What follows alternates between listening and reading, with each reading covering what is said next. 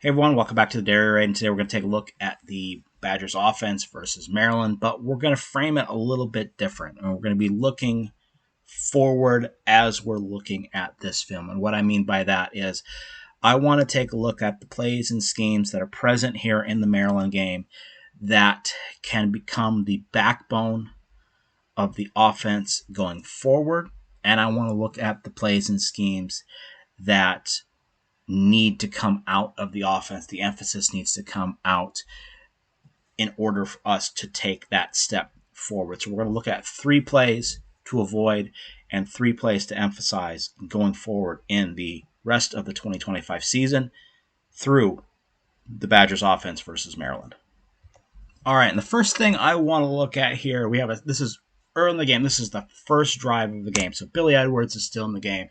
But I think this is good overall context to what this kind of idea will bring for the rest of the season. And this is the idea of when we have an offensive line that's struggling. And that is going to be the overarching theme for this entire video. When we have an offensive line that's struggling, we need to find a ways to make their job easier without taking away things that can help us succeed.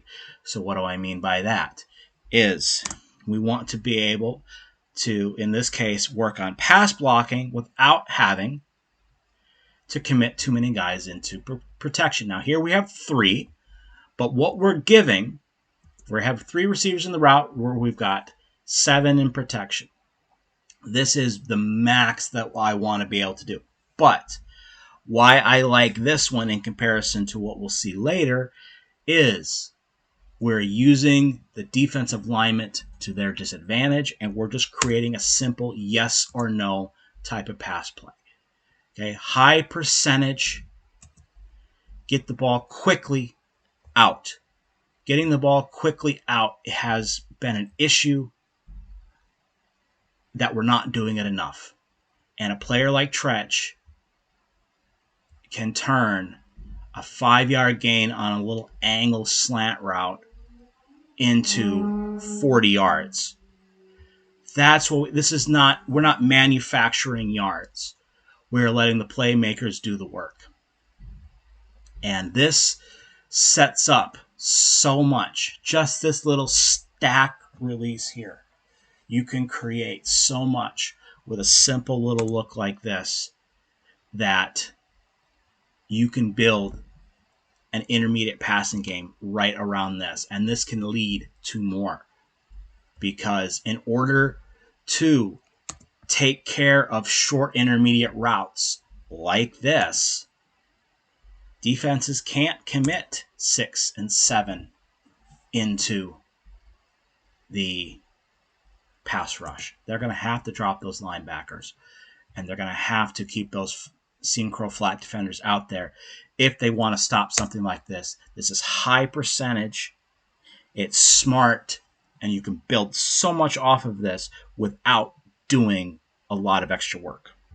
In turn, we don't want to commit too much to protection, not give our quarterbacks enough to work with, and then give no real simple outlet in case it goes wrong.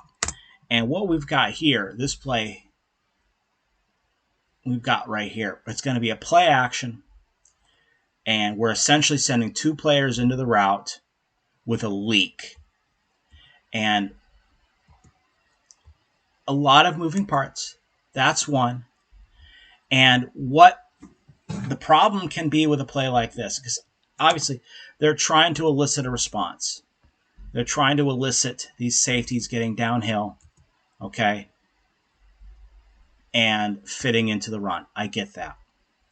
But what happens when they do? What happens when these extra players actually commit to the run and don't get back out in coverage or aren't put in that limbo? Well, you make a lot of problems in terms of protection. And then when your receivers, the only 2 receivers you're sending out in the pattern, can't get open, Now you cause problems. And then if, there is an outlet, fair enough, but the outlet is only in one spot. And if the quarterback gets flushed the wrong direction, there's nothing there. It's a wasted down. We used to do plays like this all the time with Paul Christ. And everyone's complaining about Graham Mertz throwing an interception in this situation or not gaining anything. Where is he supposed to go? You can commit 4 to the pass coverage here, 3 to the pass coverage here, and have it completely shut down, unless you have NFL wide receivers, which we do not have on this particular play. And the same thing is happening. You are putting so much moving parts into a high risk of no reward. Okay? There's a chance this could pop off, for sure. I mean, not really when you run a curl and an in. We're really only working to get a certain amount of yards. But yeah, if we're setting up something, okay, maybe we can get something over the top later. But when you get this kind of reaction from the front 7, I don't want to run this again because it's not going to have any benefit for us going forward. So this is the type of play I want to avoid. I want to give the defense as much to worry about in pass coverage as possible to limit the focus on the box, to limit the pressure on our offensive line. Okay, another simple idea that is going to have a couple components with this is giving the quarterback options pre and post snap in the run game to give him the best opportunity to get yards. So, what do I mean by that? Like right here, RPOs. Simple, effective, and you're putting defenders in conflict of assignment. I think that the idea of conflict of assignment is something we have not done a lot this year, or as much as we should, because I think it kind of goes against the antithesis of, or it is the antithesis of the pro style offense. The idea of the pro style offense is, at least at the collegiate level, honestly, is my guys are better than yours. And in college football, and why the most innovative minds in football are in college, is we are constantly looking to put players in conflict of assignment. And if they're in conflict of assignment, they can't do their assignment. So what I mean by that is now we start getting these overhang players who have been having free reign to get into the run fit because we're confident that we can cover intermediate and deep with 4 so we can send 7 in the box. Now we put them in conflict. He's supposed to be the flat defender. He's supposed to widen here. He doesn't. And by the time he does, it's too late. Create space, pull the ball out, rip it right there. The more you hit balls like this off of a run fit, the more chances these linebackers are not going to be as aggressive downhill. It's going to make our job easier. Okay? Ryan Core is perfectly legal in this situation. Don't worry about that. Get the ball out. This is high percentage. A good run game coordinator wants high percentage yards. 4 yards in a cloud of dust, right? RPOs are 4 yards or 12 yards, 15 yards, and a puff of smoke. This is what we need.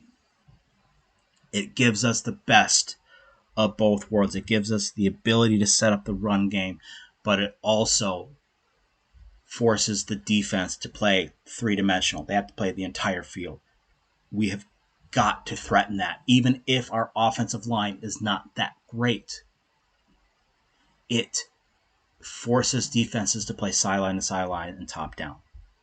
this can help the offensive line, because eventually those linebackers, you can see it in our defense, where when we play against teams who are heavy RPO, you have to commit somebody to take care of those type of throws. And until we threaten teams, that guy is going to be in the run fit, or that guy is going to be in position for the pass. If you make him have to think about both, you create options and you put yourself in a better position overall as an offense.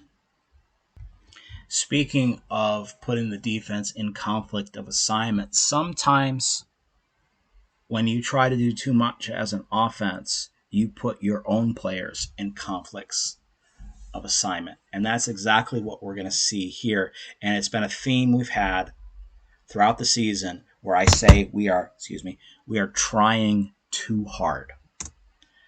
And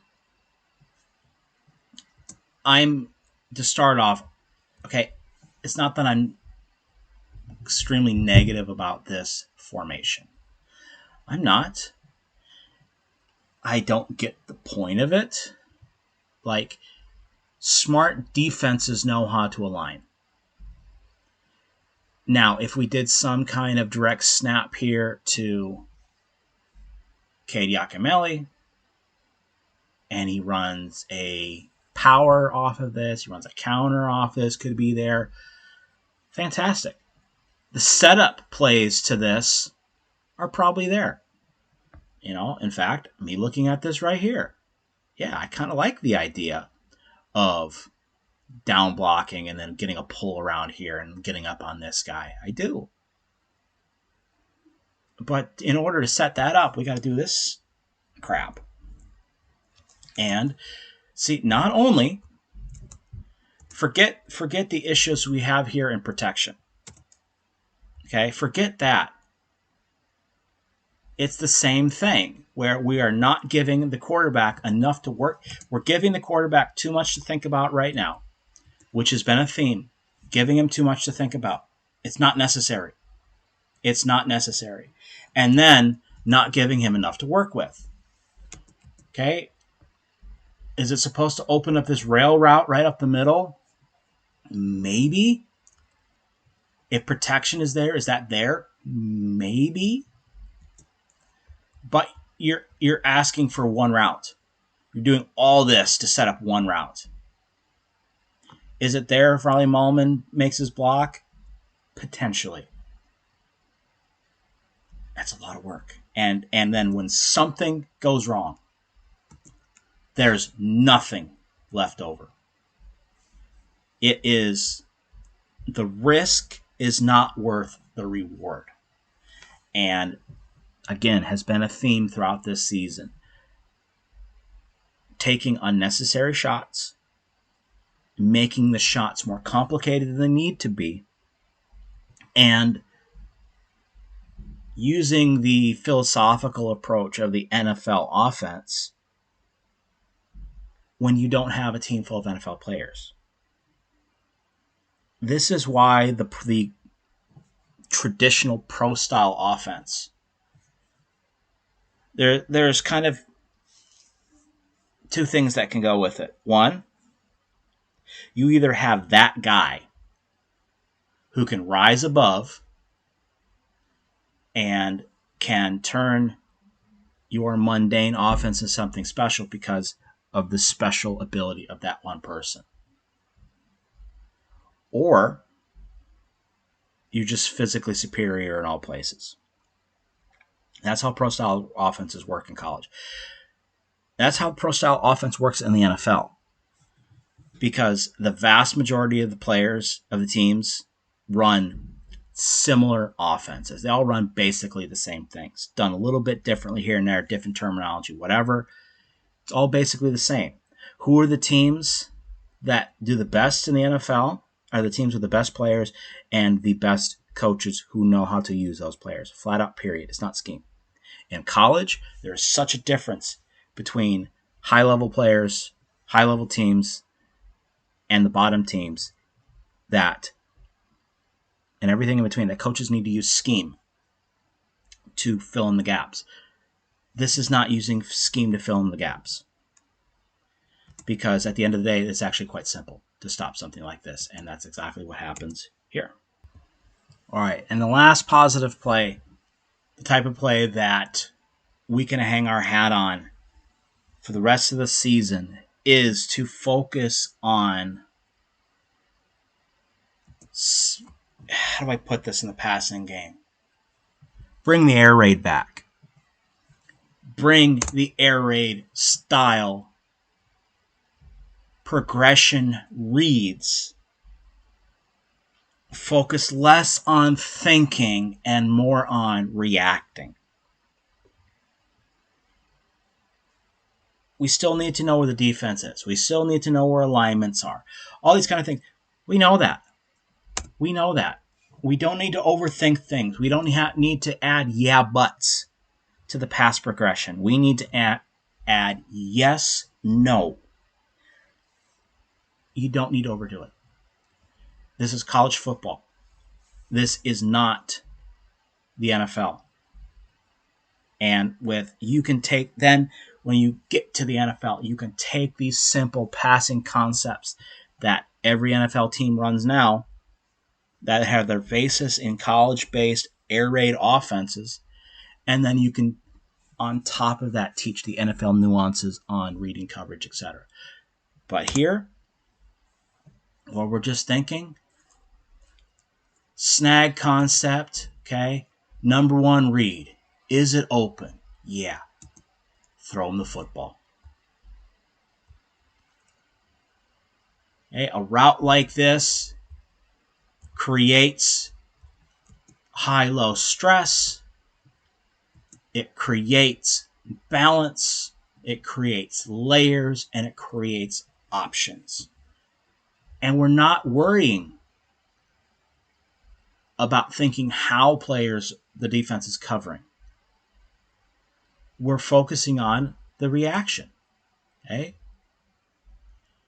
Is Chris Brooks open when you get to the top of your drop? Okay? Boom. Throw the football. He's not even completely out of his break yet, and we're already throwing the football. Okay? If he's not open, there's going to be a reason why.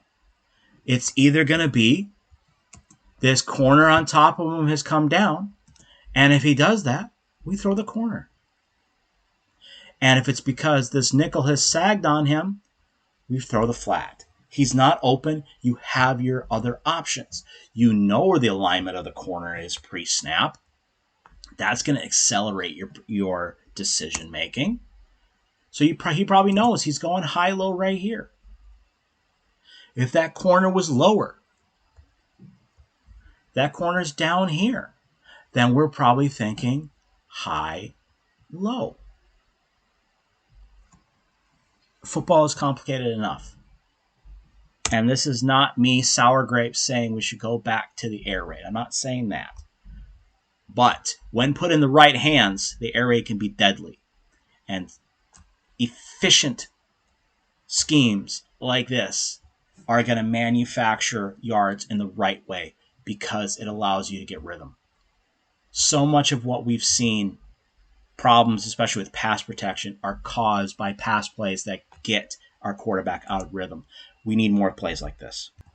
Okay, and a quick bonus, one more good play, because I can't pass this one up without talking about it. And it's a simple thing, but, so we're going to go quick with this, is gain +1 in the box in the run game by utilizing our quarterbacks in the run game more. When you're under center, when you're in I formation, at least how we do it now, the quarterback is not a part of the run game except with bootlegs, etc. When you're in the gun, you create options in the zone read game. You can turn it into a triple option if your fullback's a little quicker getting across the formation, getting in the flat. But you add a player to the box when we do this. If the quarterback, if we don't count him, Maryland has 1, 2, 3, 4, 5, 6, 7, almost counting 8 in the box. Okay, 7 on 7. When we add the quarterback into this, we gain a man.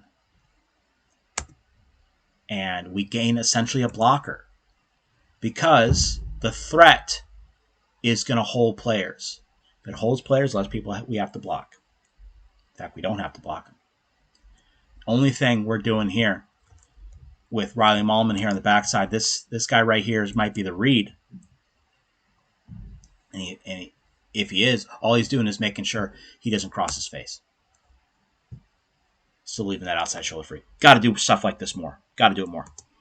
All right, and the last kind of play that I'd like to avoid as we're going forward is we talked about gaining advantages in the passing game by putting players in conflict of assignment, making simple high-low reads, reading space instead of reading defenders. Here is an example of Maryland gaining a 12th defender, and it's called the sideline.